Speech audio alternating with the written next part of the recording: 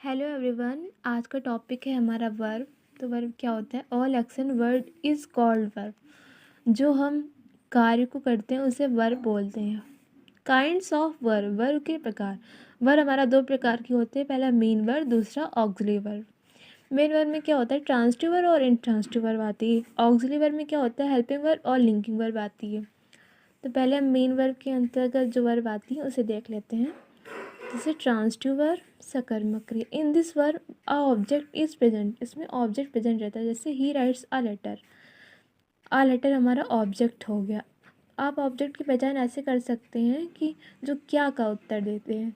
जैसे ही writes a letter, वो क्या लिखता है? वो एक पत्र लिखता है, तो ये हमारा ऑब्जेक्ट हो जाता है। दूसरा है हमारा इंट्रांसिटिव वर्ब, यानी कि अकर्मक क्रिया। In this verb object is not present, इसमें ऑब्जेक्ट प्रेजेंट नहीं होता है। एग्जाम्पल, सी डांसेस, वह नृत्य करती है, तो ये अकर्मक क्रिया हो गई। अब हम ऑक्सिलरी वर्ब के अंतर्गत क्या होता है? हेल्पिंग वर्ब आता है, तो हम हेल्पिंग वर्ब को पढ़ लेते हैं। Helping verb is the verb which is use with main verb. Helping verb वो वर्ब होती है जो मेन वर्ब के साथ यूज होती है।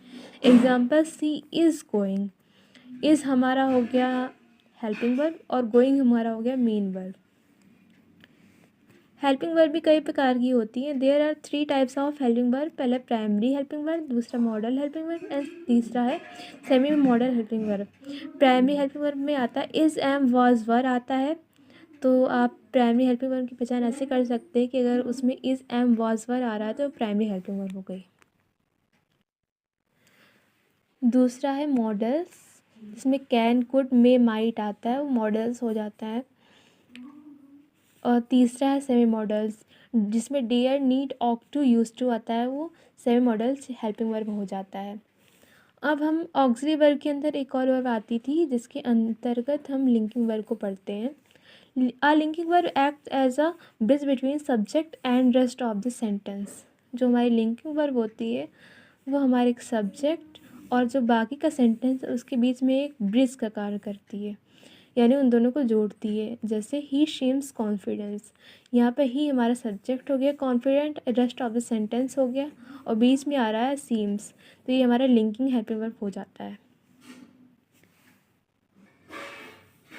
अब हम वर्ब की कुछ फॉर्म देख लेते हैं। वर्ब की फर्स्ट फॉर्म, वर्ब की सेकंड फॉर्म और वर्ब की थर्ड फॉर्म। तो ये फॉर्म आपको याद रखनी चाहिए। Go, went, gone, eat, ate, eaten, run, ran, run, write, rode, written, speak, spoke, spoken, come, came, come, take, took, taken,